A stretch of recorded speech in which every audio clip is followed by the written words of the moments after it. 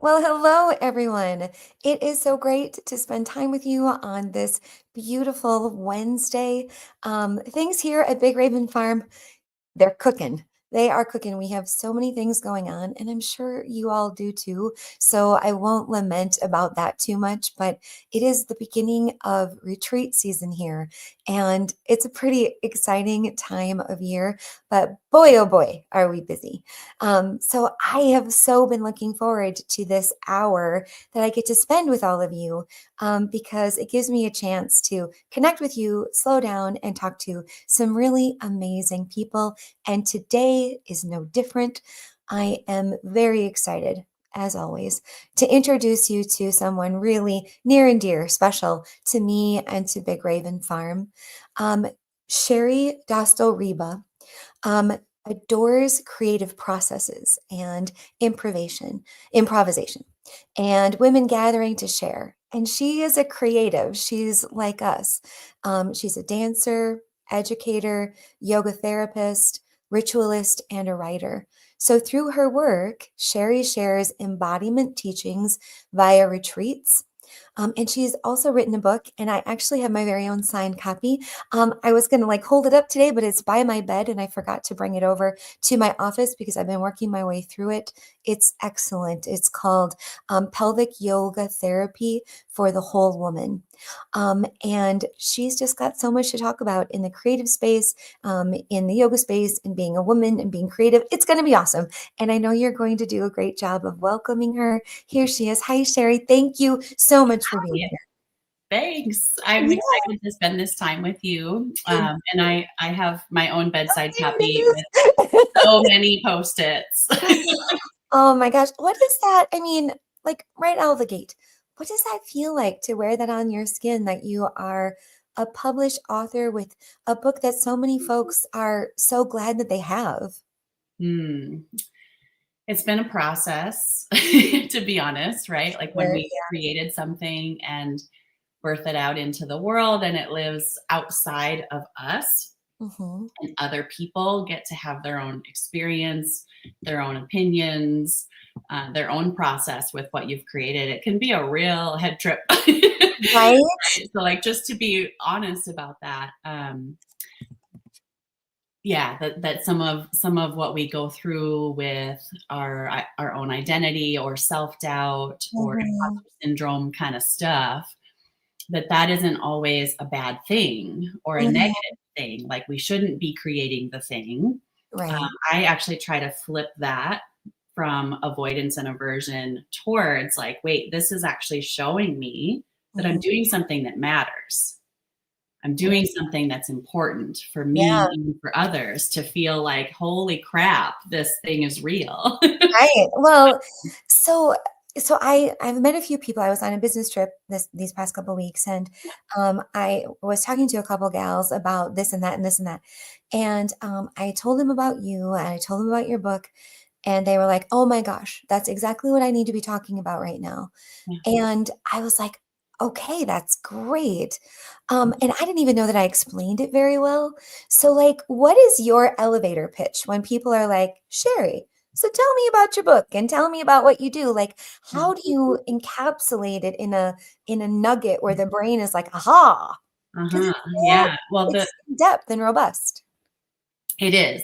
There's so many different avenues we could go with. Mhm. So ultimately, when I'm in actual conversation with someone and they're like, "What do you do?" or "What's in this book? Why should I pay you for this book?" Right, I just right. simply ask a question, to be honest. Mhm. Like, tell me about your own experience, or what are the goals and intentions that you have for yourself as a woman, for yourself in your body, and if that relates to the Mhm. pelvis in any way or sensuality, sexuality in any way, Mhm. then this book is for you. I want to like circle back for a hot minute because when you said wearing it on your skin, this circle tattoo, I got it with my niece last Mhm. spring. Um, but the circle for me was symbolic of like the full circle moment of publishing my Mhm. first book, Yep. my own well-being and wholeness, that Mhm. even when we're in the depths of a hardship or dealing with pelvic floor symptoms or feeling so out of touch with ourselves in Mhm. whatever way, we are intact somehow. We are whole and well and vital and worthy as people, even in the midst of whatever hard stuff. So I actually put it on my skin, the first of maybe many. And if right, I like how you said my first book, and like, you know, like I love that like you've I planted would like to write more for sure. I intention know I've for got a sure. couple other books in me at Of least. course. Of course. I mean, you are clearly a creative and, you know, someone who like I clearly have identified and connected with.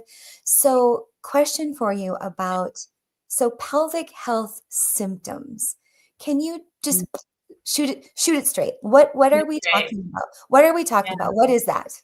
Yeah. So anything in this realm of the body, some people will For say, those of you listening tomorrow on iTunes and you can't see, we're talking oh, about, right. Thank you. yeah.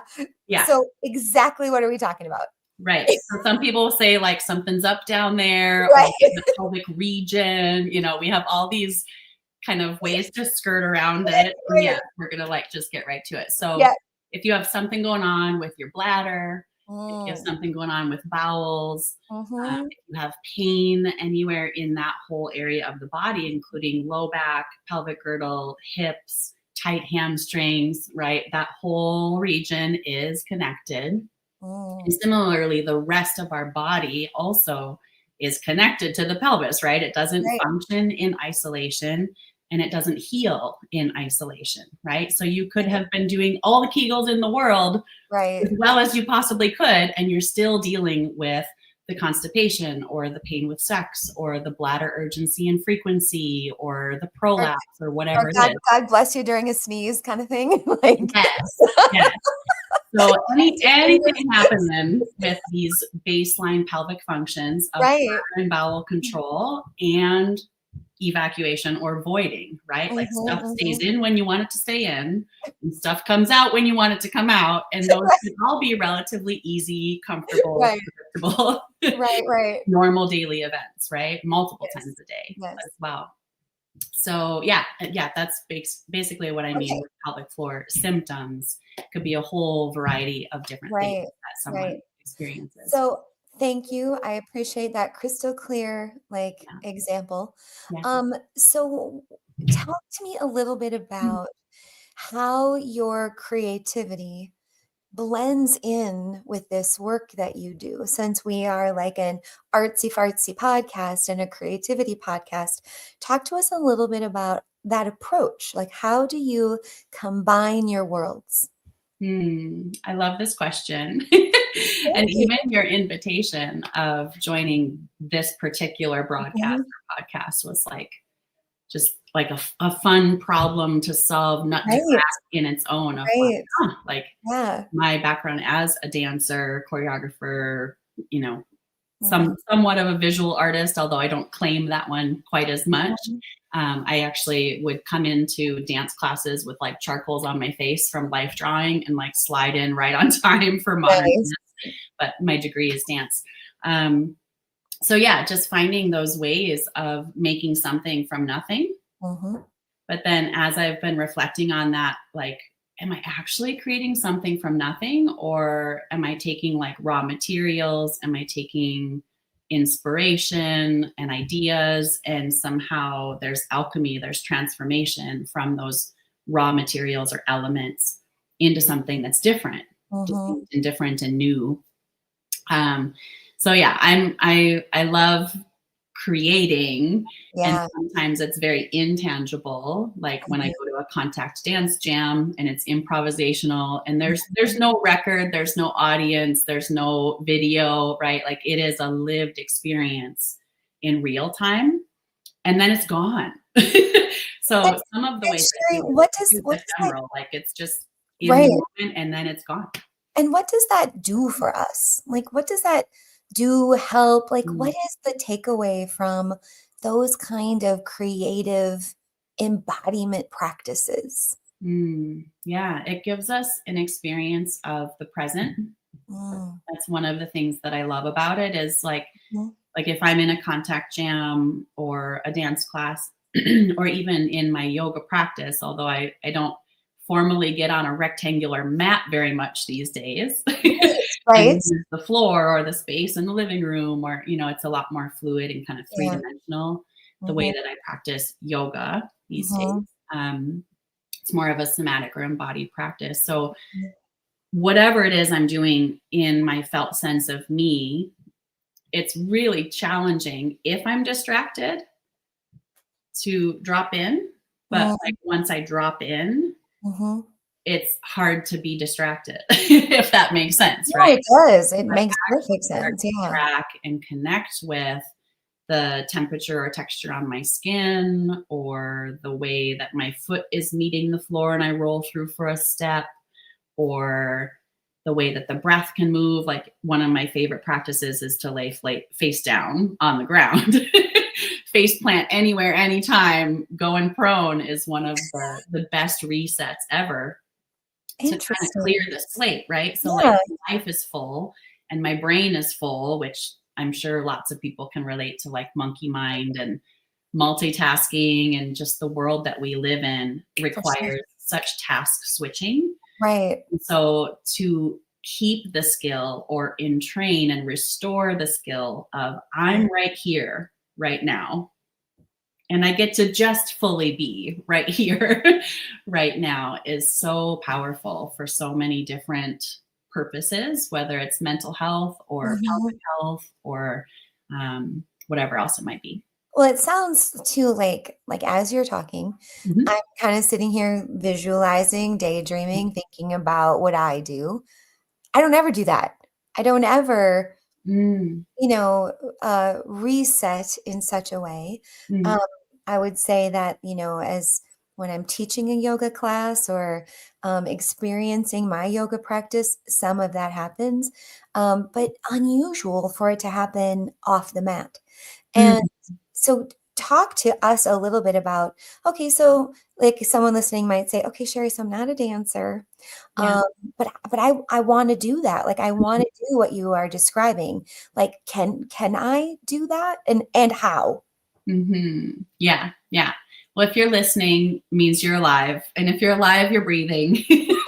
And if you're here, Check. you have a human body, check, check, check. Like, you have all the prerequisites Right. I've got it. to I'm be, quote crushing unquote, this. embodied, Yeah. right? And I think even that labeling or distinction of, like, I have to do the thing, I have to do the practice to remember that I'm embodied, which I know is a real thing, right? I've Mhm. experienced it.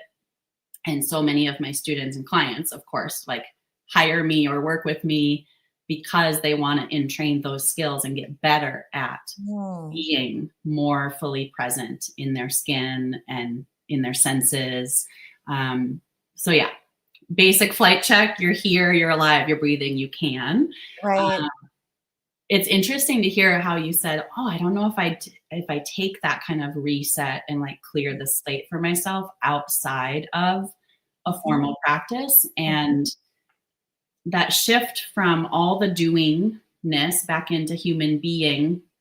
beingness, I think, sets the stage then for creativity or inspiration to actually arise, right? Because if we're so full and overwhelmed or distracted and scattered, or if we're caught in maybe the assumptions or the filters or the conditioning that we tend to operate within, Mhm. it's hard to do something different.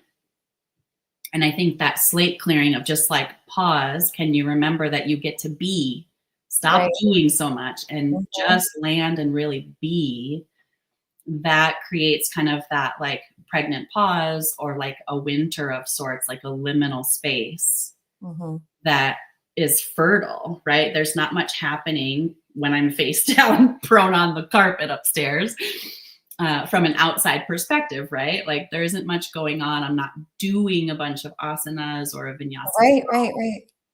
but there's a lot happening and restoring internally. There's like a recalibration Right. of sorts, that then, like, I'm fresh for whatever wants to come I through or whatever's next. I am so curious. We have some friends here live. Friends, Yay. Yes. friends in the chat.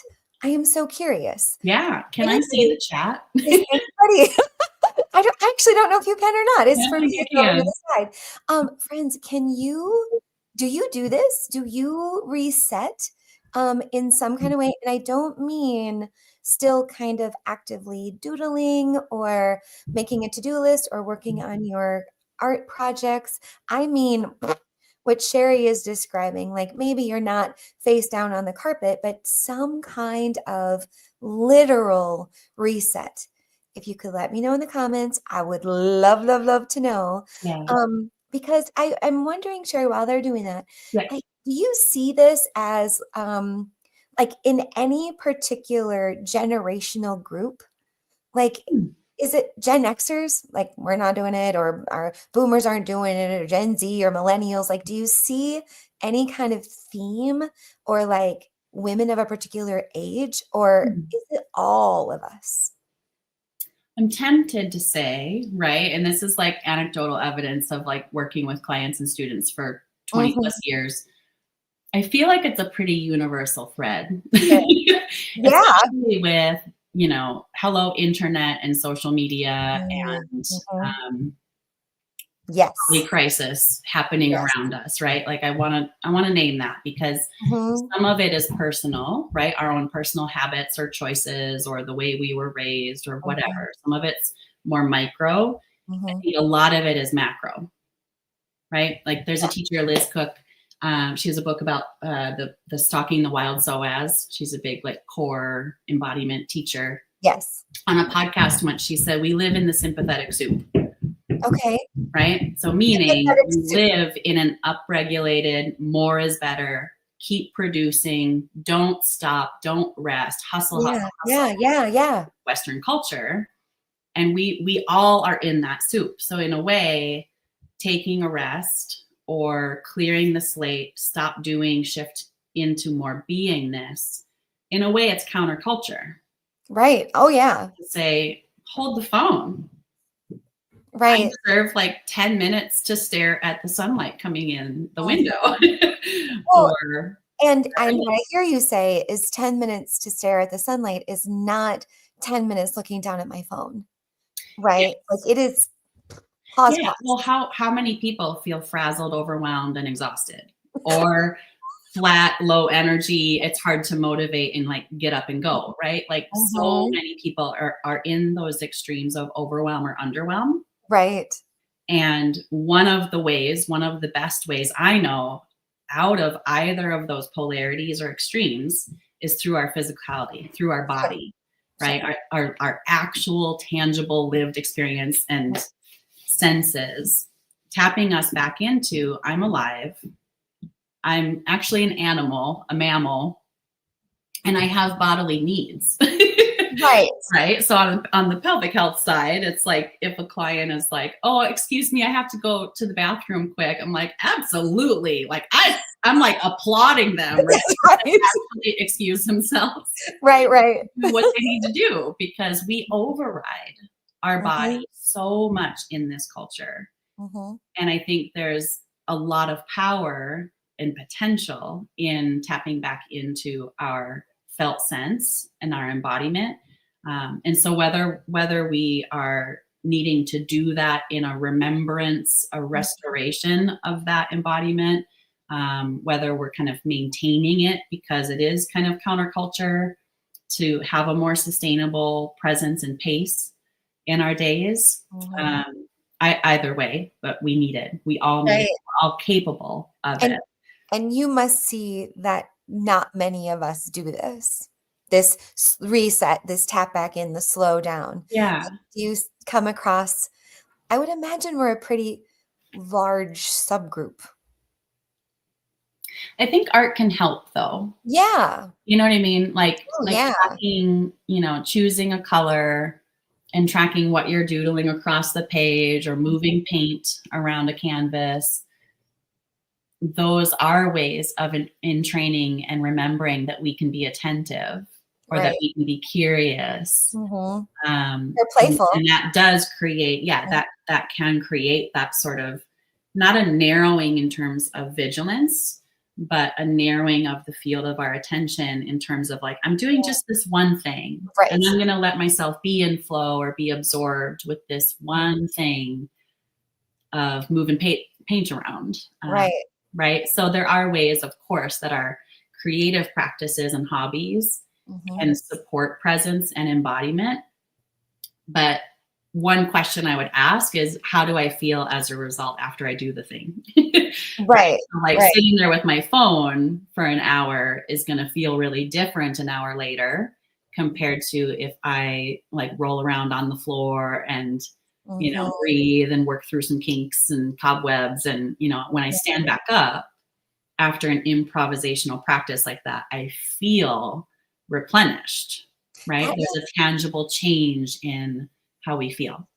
So, Cheri, when you talk to people, do you find like their faces are just like, ooh, like there's a light bulb and there's another one. And like, because I feel like as you're talking, I'm just like, pew, pew, pew. Pew, pew, pew. Like what's coming up for me is like, so this multitasking thing. So when I am working in my art studio, I am often entertained either by like something in the background that I'm either listening to, watching maybe with one eye, or maybe I'm entertaining myself by doing my work on a live stream. And I find myself curious in my own experience about how I might feel if I wasn't doing more than this one thing.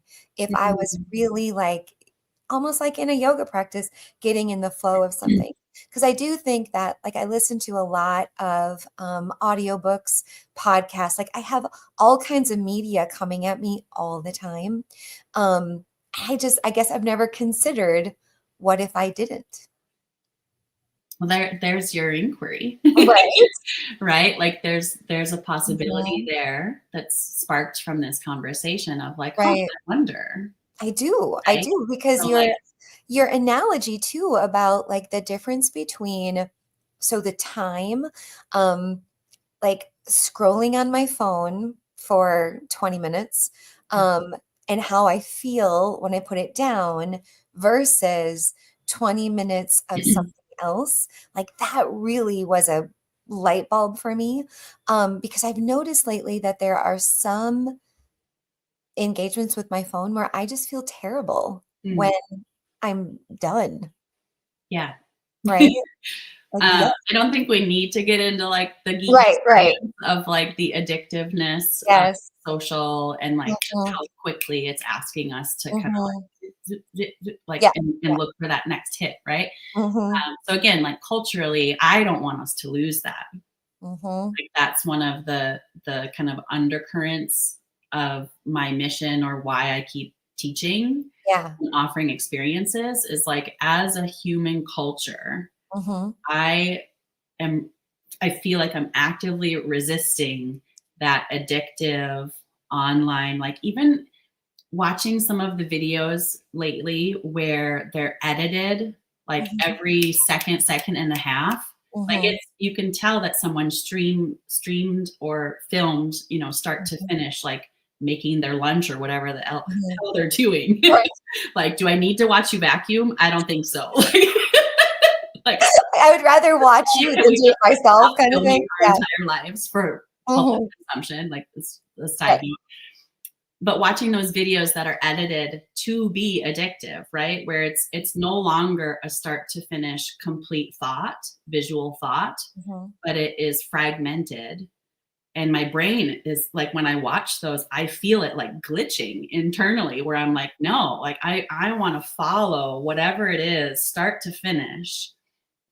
And as a culture, I want to keep teaching so that we can keep those skill sets. It's wild to me that is, I mean, you're absolutely right. Like that is counterculture. Mm-hmm. Like Yeah. I Like never our connection to our bodies, our connection to each right. other, our connection to nature, the Mhm. seasons, the land. Um, that is our roots and our Mhm. future. We need Wow. each other. We need the earth. We need change to come. And if we stay hooked into what's new, what's next, what's new, what's next, I think we're going to just lose a lot as a society. It's like you are saying things that I know, like I know these things, like my non-monkey mind, like I know Yeah. this. Yeah. But when you put it into this context and conversation of these things are counterculture, it's like, oh my gosh, you're absolutely right. So my next question then is, okay, Cheri, so what are these kinds of experiences that you create for people? How can people be involved in them? And okay, and that's one question. And then another question is, when they pick up your book, Yeah. what do you hope they learn? So two big ones.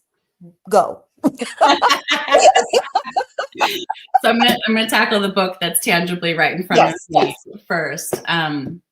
When you pick up my book, I hope that you feel a settling, a landing, that it isn't just words on the page or information for your mind, your intellect.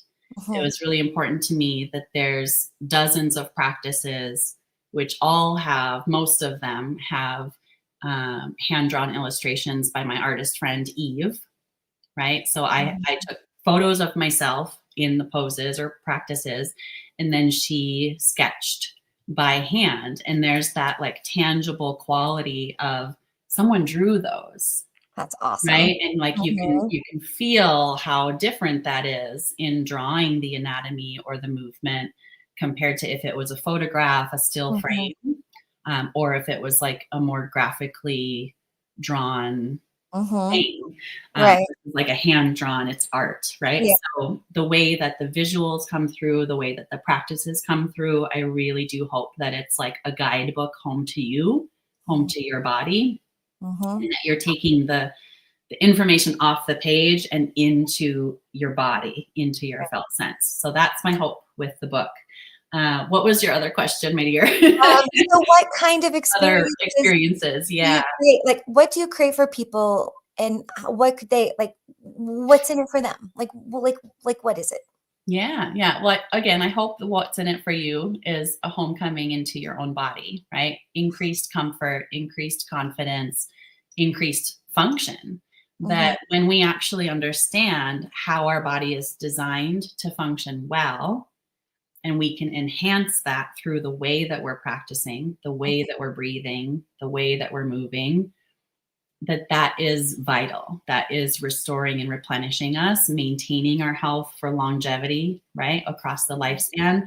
And then if there are certain specifics that we're managing, like a pelvic floor symptom or a pain process that's been with us maybe chronically for most of our lives, that we can find our way out of the suffering that can come from that, or the over-identification that can come from a chronic experience, whether pain or symptom presentation.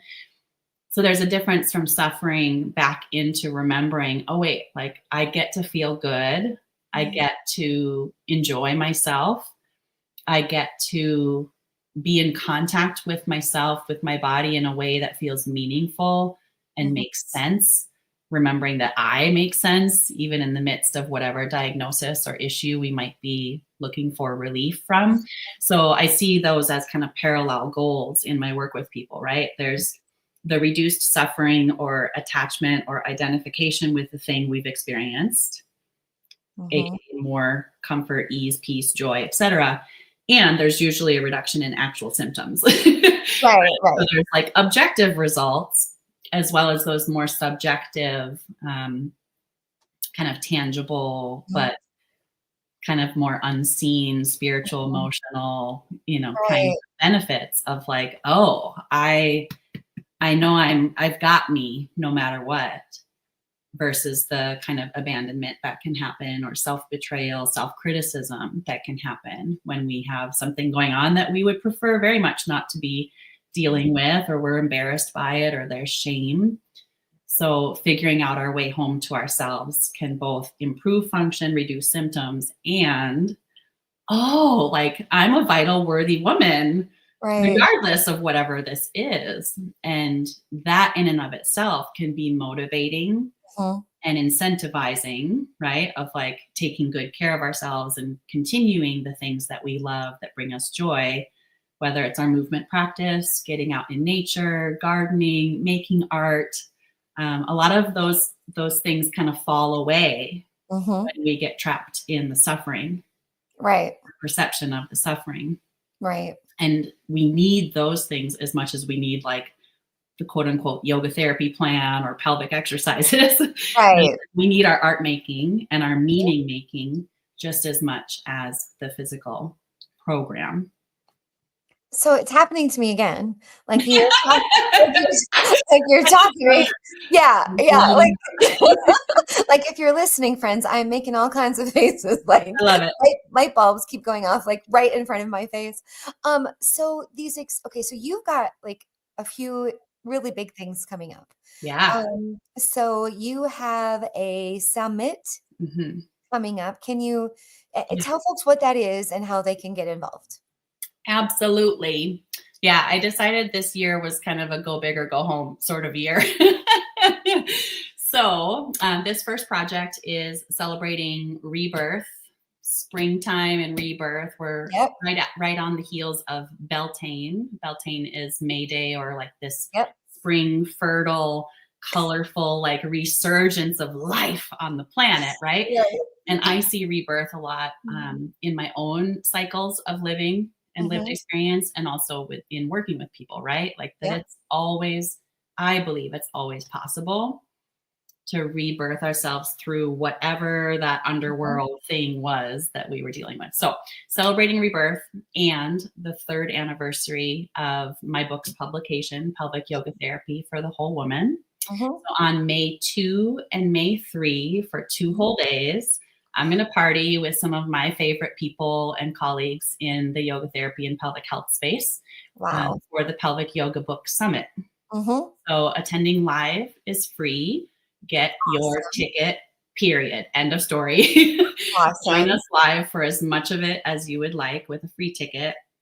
And those of you that know you want time, you want to go at your own pace, you Mhm. want all the recordings to keep and squirrel away and rewatch and Mhm. re-practice for all year, then you need to get your all access pass. Okay. So up until the live event, the all access pass is on like a super duper pre-sale Mhm. savings. So get in now if you know you want the recordings. Yep. And there's Con Ed available for yoga professionals too. So if Okay. you're a yoga teacher or yoga therapist, we are approved for 16 credit hours with IAYT. Mhm. You Mhm. do have to purchase the all access pass so that we can track your completion to Yeah. give you credit.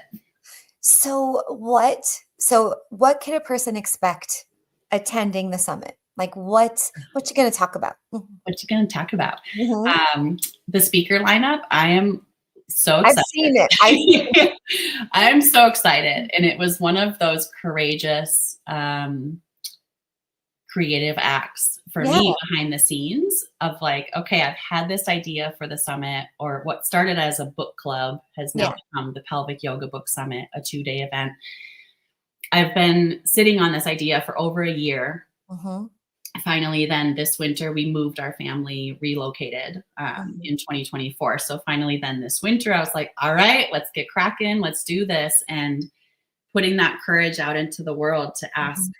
people that I have admired and learned from for many years, Mhm. and to get yeses in return. Like, yes, Awesome. I'm going to do this. I Mhm. trust you. I trust your book. I trust what this event is Mhm. as a collaborative experience. I'm so jazzed. Of course. So that's one of the main things that people will get, right? Like you get to be with some of the brightest, most generous hearted experts in the field, myself and 9 guest experts over 2 days.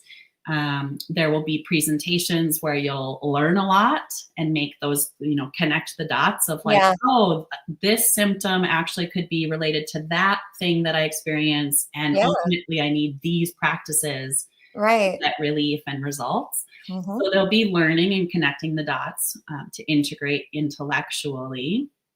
what your pelvic health needs, and of course practices. So there'll be a guided self-compassion practice. There'll be a guided experiential pelvic anatomy practice with Leela Stewart, the self-compassion's Shelley Prosco, Nidra Shakti and the Power of Rest with Uma Dinsmore Thule, of all people. I'm like so jazzed that she will Oh be there. my gosh. She's actually, I have it, the author of Yoni Shakti. Oh my gosh.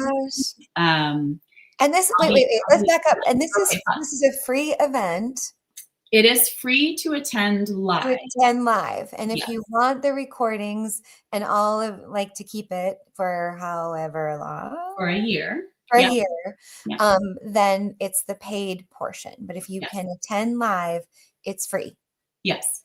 So at the very least, get your free ticket, sign up. Right. Even if you catch, one lecture Friday and a guided practice Saturday, like what this do you got seems to lose, very generous, my friend. Like this seems like a heck of a thing. Yeah. Well, of course, I want as many people as possible to actually digest this material over time and embody it, because that is where the lasting results are going to come from, right? Like my goal is not to get like 10,000 butts in seats with free tickets and then barely a blip, or they don't show up, or they maybe show up, but they're multitasking the whole time because it's free, right? I want people to really see the value in the summit and their potential, their value inherent in themselves, that they're going to choose to fully engage and participate, which then gives the benefit that's theirs forever from that's the really great framing. Like that is a really great frame and understanding of like what you're trying to do. And the other part of my question is like, what are they going to get out of it? Like it's clear to me now what they're going to get out of it. And I think you said too, like if you can't attend straight, like there's an agenda to like pop in and out of when the speakers are or the practices are that a person might be interested in. Yeah. Yep. Okay. And if you don't want to miss anything, then you buy the all access pass. Right. Right. I would really, really encourage people to look at and purchase the all access pass, because again, that gives you all of the summit content for a year of unlimited replays. Right. I've had so many students that is gold for them, right? That if they do a workshop, you can glean only whatever percentage in real time that one time. But when you're able to revisit it and embody it over weeks and months, right? Again, that feeds you and nurtures you and really instills more lasting change for your body, your pelvic health, your spirit as well, right? You stay connected to yourself by using the recordings with the all access pass. Well, and I've seen the registration page and like, we're not talking about $1 billion either. No. Right. Yeah. The pre-sale is only $97. It'll then go to $197 during the live weekend and eventually later to $297. I mean, if we were to look at each of these separate, 16 hours of Con Ed, 9 guest speakers plus me, like it could easily be thousands, but I'm not doing that. Right. I want that to be accessible for anyone who wants to join us and really get this value instilled in their like flesh and blood and bones, right? Like, ooh, I get to do these practices for me over and over again. So you've light bulbed me all over. It's almost like I feel like I'm like a paparazzi stepping out into it. It's just like flash, flash, flash. Because like exhale. Thank you. So many things I haven't like thought about or considered, or like dots I haven't connected or connections I haven't made. And like this idea of attending the summit how I can, or getting the all access pass so I can consume the content over the next year. Because I think that we do this thing where like, I know I do it where I'm hearing this. I'm like, ooh, I want to do this. I want to do this. And I will then get distracted with all of the other things. And if I don't prioritize this feeling that I have right now of how healing and wholesome and nurturing this sounds, and even just my paparazzi moments, like, I would love to have more of those. So, Mm. Mm. I love the way that you have set it up so that I can experience, get a taste, and then stick with it. Like, I love the model. I think it's so, so, so smart. Yeah. Okay, so that's coming up May 2, May 3, and I will Mhm. link it in the show notes, and I got all the information. But then you also have a live event coming up further down the track. I know for those of you who can't see Cheri, she's doing a little shaky, shaky dance, which is absolutely adorable. I got a Jimmy for the retreat. So tell us about the live event. Like, okay, what's that about, and what's that like? Yes. So I'm going to back up for a hot second Yes, and say the moment that I met you, that I knew something about this Joleen character and that's her right. retreat center that needs Mhm, to happen. And there were enough transitions and changes happening in our personal and family life. mhm. It wasn't time until it was time. Yep, That time is right now, 2025. yep. So the Satisfy retreat is happening in November. Mhm, We've had a couple signups already, and we have space for 12 more as of recording today. mhm, So the Satisfy retreat, November 13 through 16, we're going to get together at Big Raven, of course, mhm, on the mhm. farm, and totally recharge our batteries first and foremost, right? Sleep in comfy beds, look out at nature and landscape views, get fed and not have to do the dishes or the cooking. Yep. As a mom with two kids, it's like sometimes I feel like just a short order cook, right? Like, Of like course. over and over and over again. I Yeah. serve dinner, I clean the table, and my kids are hungry again. It's like, Yep, are you yep. kidding me?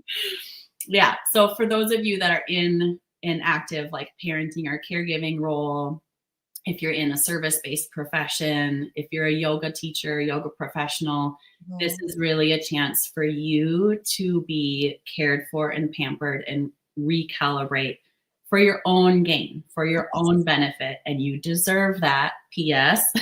Mhm, Specifically, the content is Satisfy Retreat. It's a women's sensual embodiment retreat.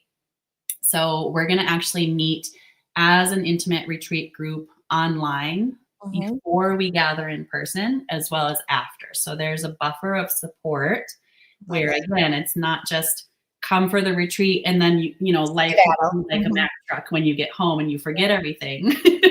Right. But you really actually get to steep in and savor this process over the whole autumn and into the holiday season. So What a great kickoff.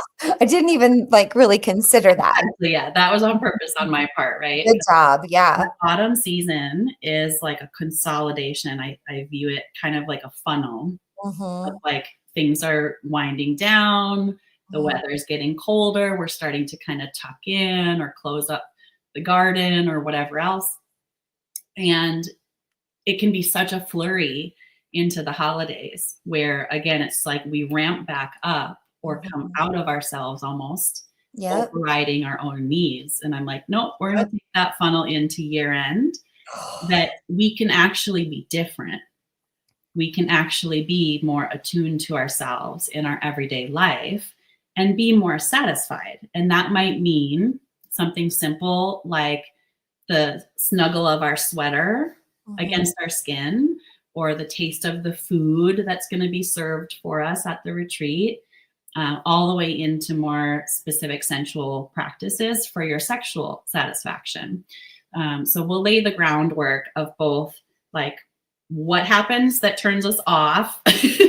What are the quote unquote breaks, the things that we feel like I'm not enough or I'm too this, and I'm not in touch with that part of myself because of X, Y, or Z. We've got to mhm. address that side of the equation, as well as how do I actually switch back on? Right, What do I actually even want? And do I let myself want anything for myself? Right? That's a big part of the conversation with women that I've worked with, is like mhm. just getting to that like ground zero of Right, presence and actually starting to know what your preference is or what you want or what you're looking for, right. whether it's your own experience and or partnered with someone else. So for those of you who can't see my face, um, and, and Sherry's talking, I keep having these like zoinks, like these like, woo, this is juicy. It And will like, very much be juicy. yeah, juicy and fun and exciting and like playful. Yeah. But girlfriends, have you ever in your life like considered time and space to talk about these things?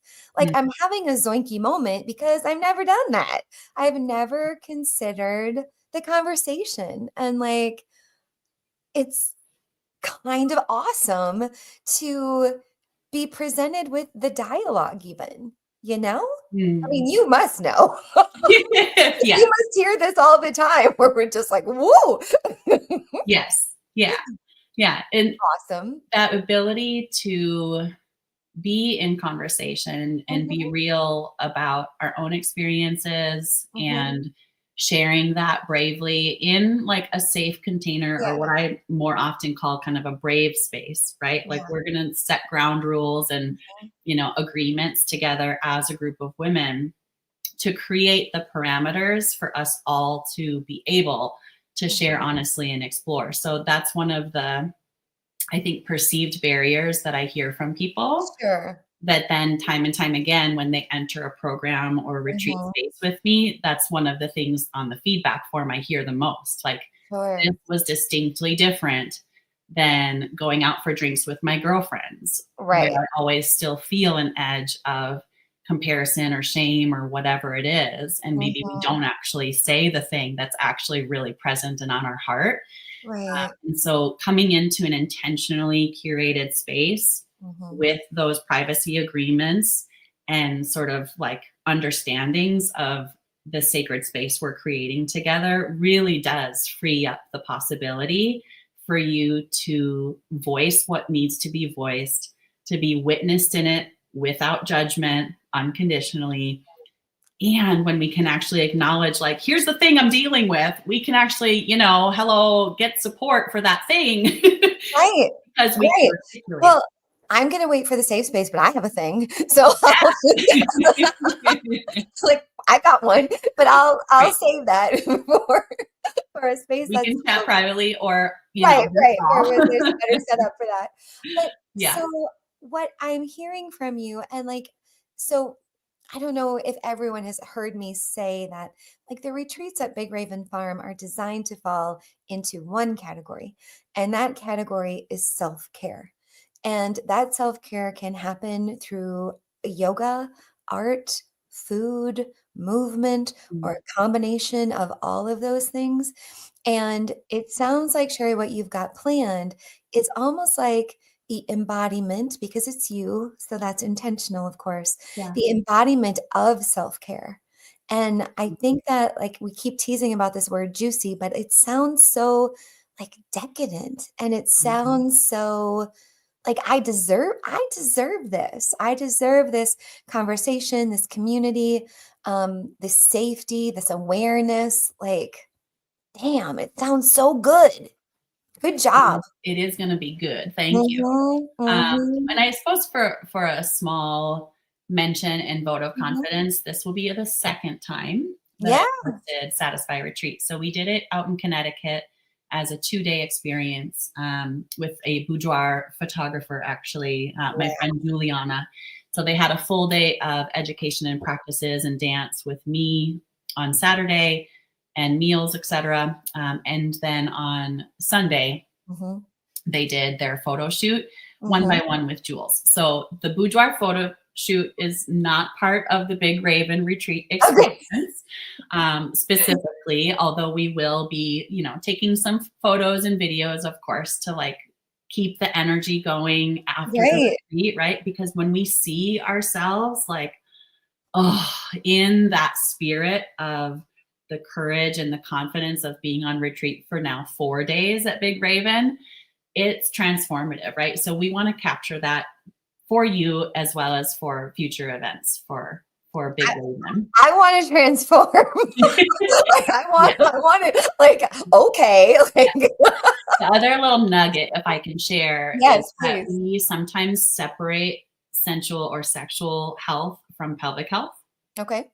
and they're not separate. In Right. no way, shape, or form are they separate, right?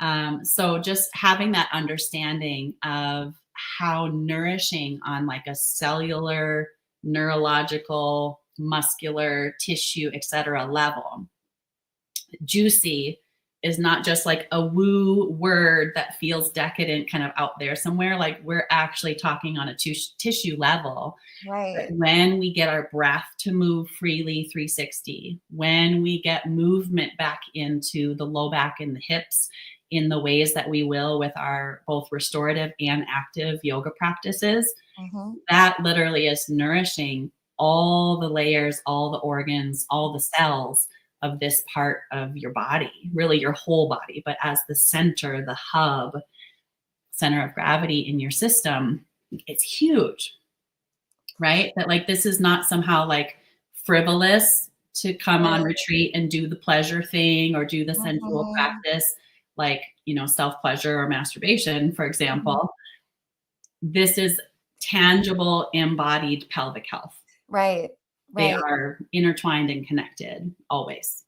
You describe it, Cheri, and like, I mean, it is clear that you know what you are talking about and that you have a lot of experience in this space of like bringing the concept down Yeah, from the intangible to the tangible. Like, I've definitely followed yeah, as you've described it, and it sounds like you have created a very unique and intentional yeah, experience for people. And yeah. of course, I got a little bit of bias because it's happening here in my retreat center, but Mm, what an amazing pairing and team of how we can help mm, like take care of people in mhm. their physical Yeah, uh, their base level needs, like what they eat and where they sleep and yeah. like how they are tended to. So, I mean, it just sounds like nourishing Mhm. and satisfying and lovely. Yes, And yeah. I mean,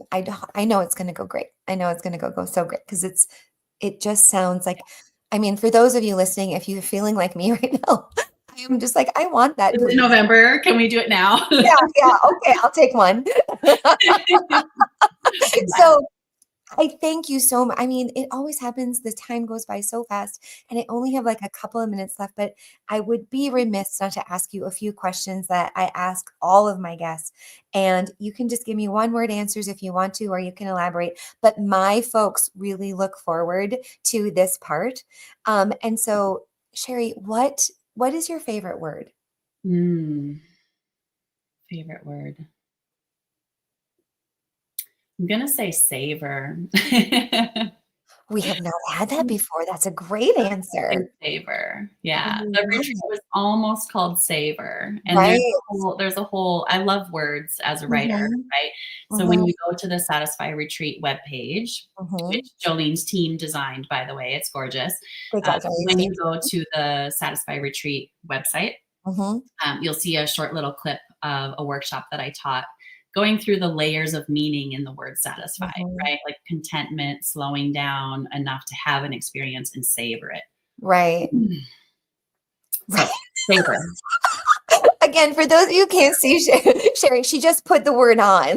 Like, she Mhm. just got inside of the word, and it, like, made perfect I sense did. for I those of you who are here. did. So, okay, so what about this then? So what brings you the most happiness? All answers are good. There's no right or Yeah. Right now, wrong. lately, what brings a lot of happiness is connection and belonging. Yeah. And so, there's threads around that with motherhood and connecting with my girls who are, just as of today, my oldest is 8. Happy birthday. Mm, And our other daughter is about 5.5. So seeing them grow and seeing them come into like their girlhood and yeah. all that that means is really like helping me reclaim some things that I Mhm. thought were missed for myself. Yeah. And yeah, that wider net of belonging of Mhm. chosen family and close friends. Mhm. I love that. I love that. I think I like too how you said right now, because like I feel like this is kind of bouncy. it moves, it changes, it's environmental, it's, so many factors. Yeah. And, parallel to your experience right now, what's bringing me the most happiness is connecting with my children, my adult children, Mhm. because it's harder to. Because I can't just run across the hallway and into their room and spend time with them. Yeah. And so I've had some really great conversations with almost all of them in the last couple of weeks. Mm. And what I love so much is I love that my people are really great people. And I love spending time with them. And it's just like, it's so satisfying to be in their orbit and to be invited into it. Um, and I'm so grateful for that. And Mm. so right now, like you, like that's my happiness filler is these amazing people that I get to claim and Yeah. observe and love and treasure and like. So Hannah, Jack, Georgie, and Charlie, if you ever listen to your mom's podcast, I really love you guys. And I think about I you love all it. the time. So anyway, well, Cheri, thank you. Like, thank you so much for being here and for taking time out of your really busy schedule. I will make sure to link in the show notes all the things that we talked about, the summit, your retreat, the book, all the stuff, all the things. Mhm. And just thank you. Thank you so much for being here. This was awesome. I think paparazzi is my new word for the way that I feel when the light bulbs just keep going on. You have a paparazzi type thing about you. Interesting. I never would have thought of that for myself. Thank you. That's what was happening And for I, me. I So hope that all those seemingly separate moments of flash right. can become sort of an afterglow for you, right? Right. Like that you can put that on and it's like this lasting kind of shimmer of your spirit, your courage, your embodiment like shining forward. So let Yes. all those flashes become one Yes, shining please. beam for Like you. you are good. You are so good at like, ooh, let's make this a tangible thing. Like I think that's like one of your gifts that I like love and I'm really attracted to. Like that's so cool. Thank So you. thank you for Thank you being so here. much for the Of time to course. share. Yeah. Of course. And for those of you listening, thank you so much for being with me. Join me again. My next episode is on April 30th. So we have a couple of weeks off, but Cindy Ingram is joining me, and she is an art class curator who helps educators spark deep and lasting connections through their art. So that'll be fun to talk about, and we'll look forward to chatting with Cindy then. So Cheri, thank you. And thank Thank you, you. listeners. I really appreciate all of you. So have a good See days. you Okay, bye, everybody. soon. Bye.